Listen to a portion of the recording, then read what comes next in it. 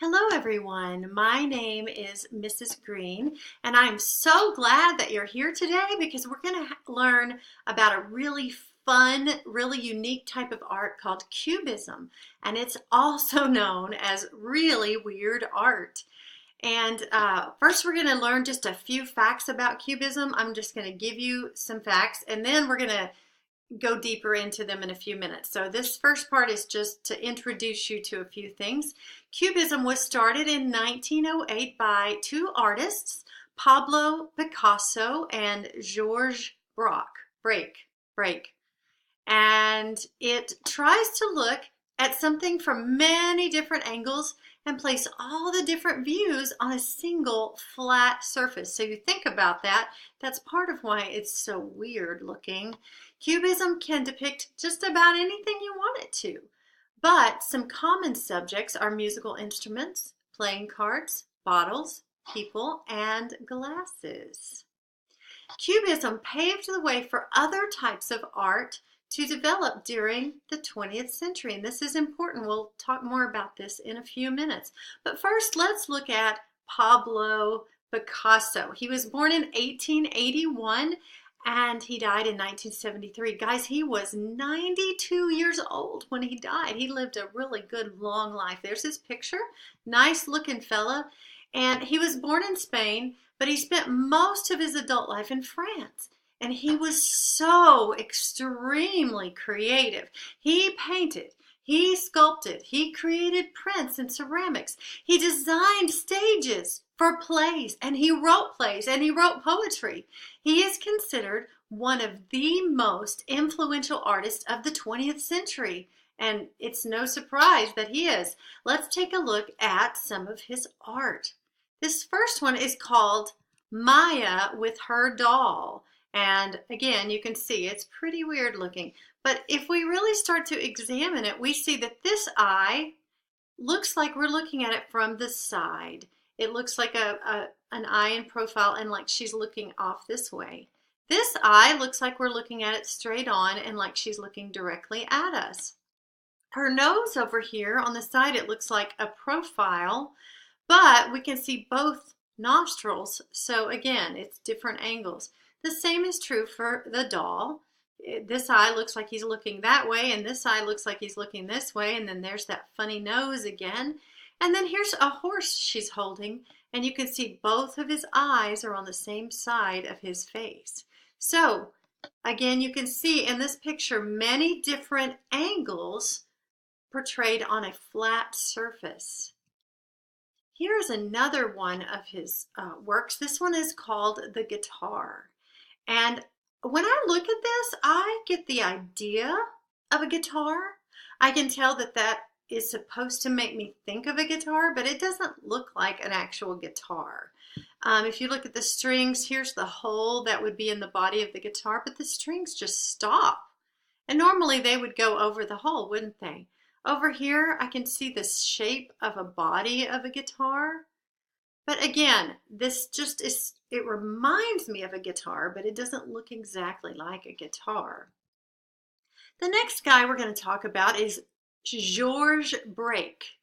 And he was born in 1882, just a year after Pablo Picasso was born, and he died in 1963. So he was 81 years old when he died. Both of these guys lived nice long lives. There he is as an older gentleman. Very nice looking man. But here he is as a young man about the time that they were starting the Cubism movement. So I think it's interesting to see what he looked like when all this was going on. George was a French painter, a collage artist, a printmaker, and sculptor. He founded Cubism along with Picasso. And many of their works get confused with each other because they were so similar. But Braque was never quite as famous as Picasso, which is a shame. Poor guy, because he's very talented as well. Here is one of his paintings. It's called Musical Instruments. I actually like this.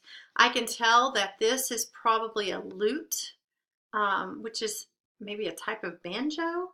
Here is some type of horn, maybe a trumpet, and there's our sheet music in the back.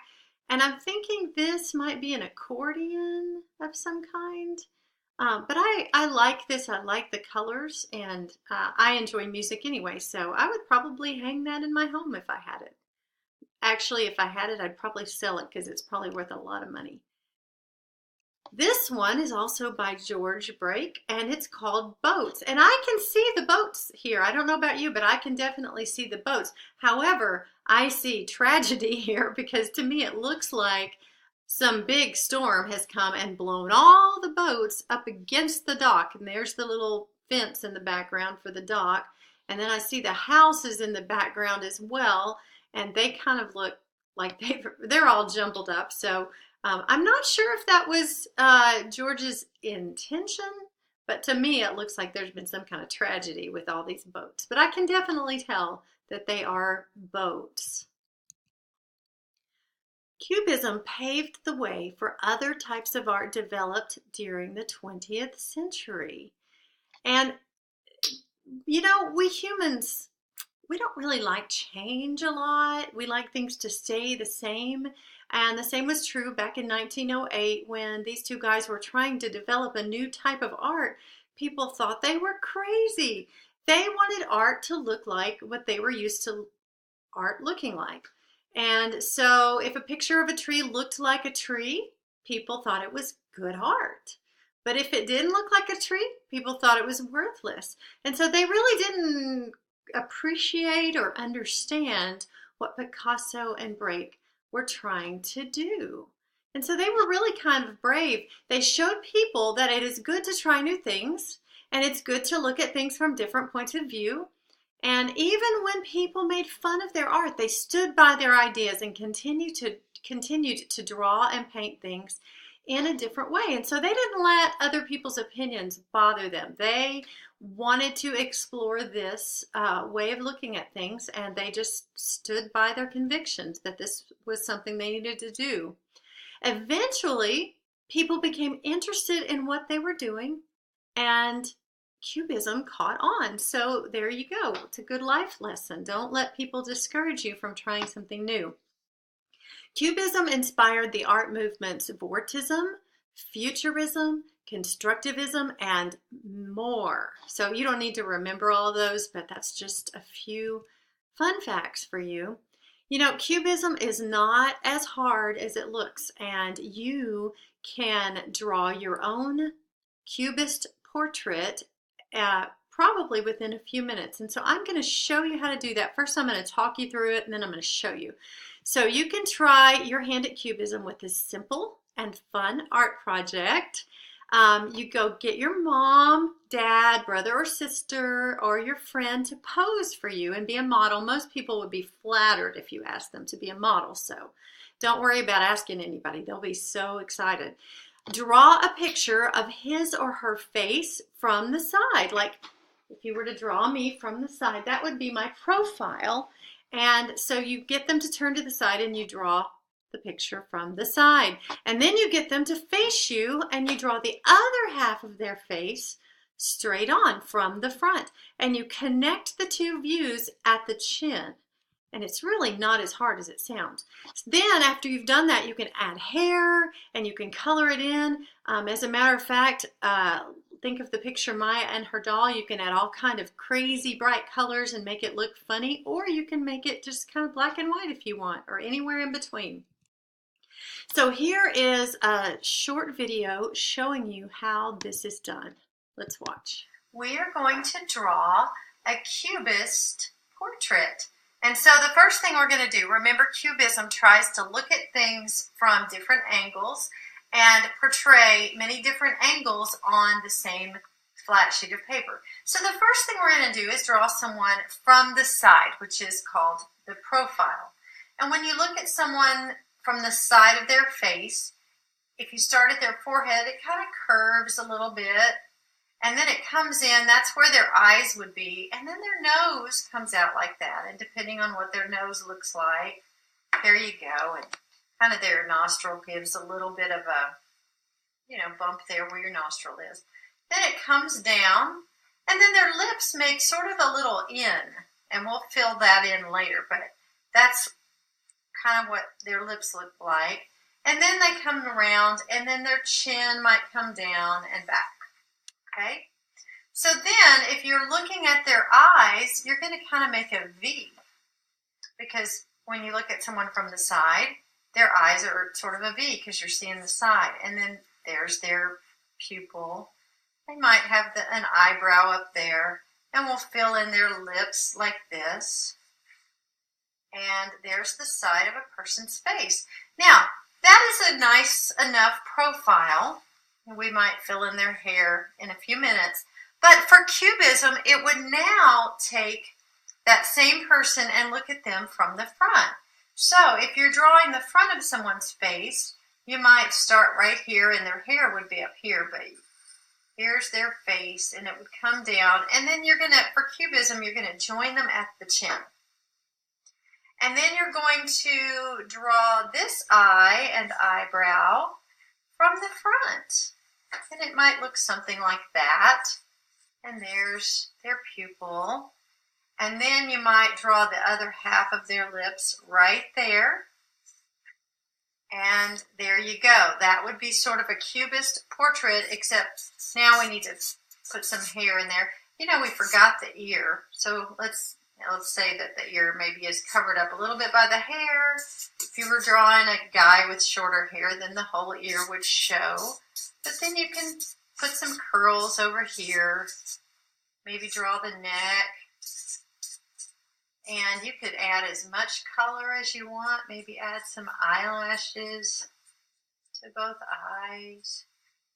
Just whatever you want. If they have freckles, you could add freckles. But there you go.